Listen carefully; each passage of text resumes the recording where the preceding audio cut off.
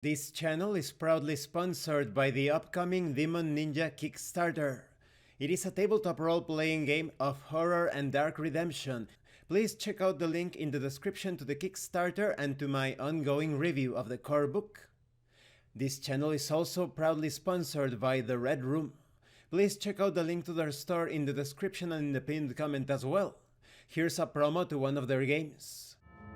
Step into this world of shadow and light, where your wit is your greatest weapon, and uncover the secrets that lie hidden in the heart of Paris. Dare to enter the Wretched Epoch.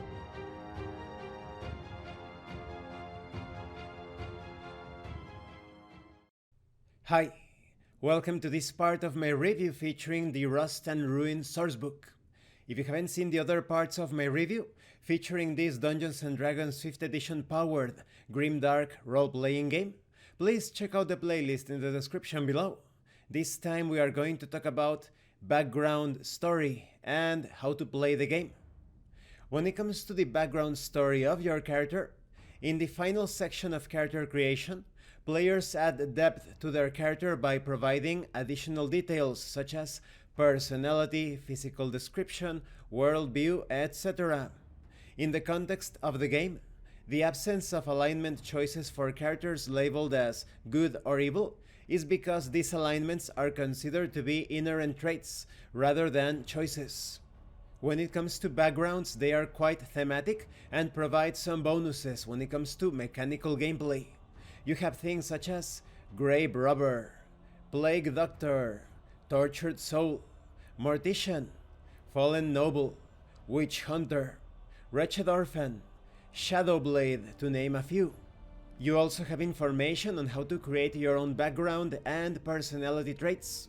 When it comes to alignment, this is divided in lawful, neutral, and chaotic, based on your actions, of course. When it comes to motivations and bonds, you have things such as family and loved ones, personal growth and discovery, survival and freedom, vengeance and justice. You have flaws such as fear of darkness, rash hatred, phobia, overconfidence, addiction. When it comes to backstory, you can piece it all together following some guidelines concerning character cohesion, character growth, and how to make your backstory compelling. Then we have information on how to play the game.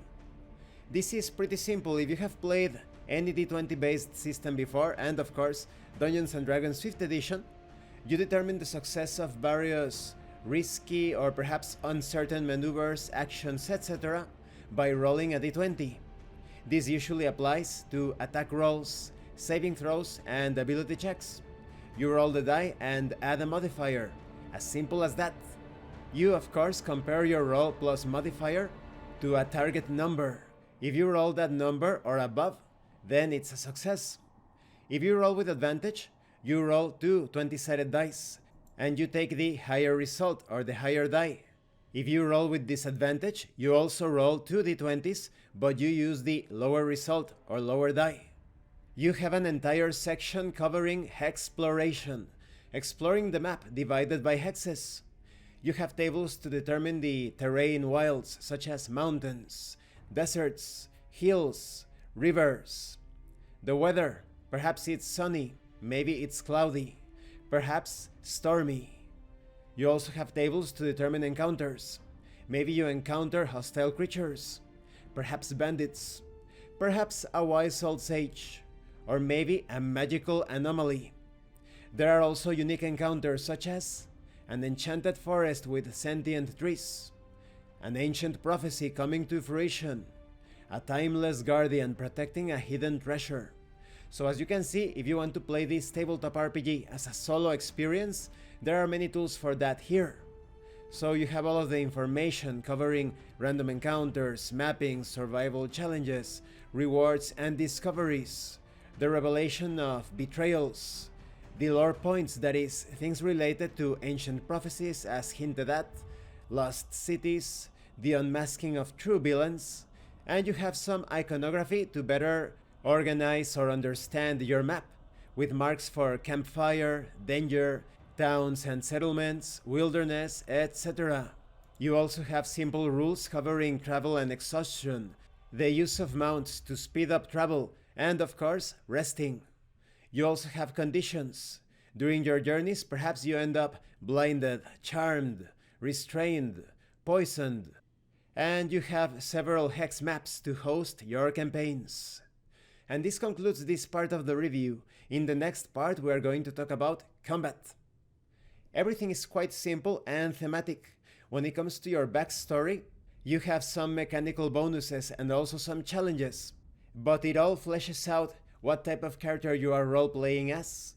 And when it comes to the rules themselves, if you have played any version of Dungeons & Dragons or any D20 based system, it's very easy to understand. The nuances and the unique things rather come in the combat rules when it comes to these mechanical effects and resolution methods. Thank you for watching this part of the review. Don't forget to leave a like, a comment, and subscribe. And thank you so much to those of you that are going the extra mile to support the channel. If anyone else wishes to further support the channel, the information on how to do that will be in the description below.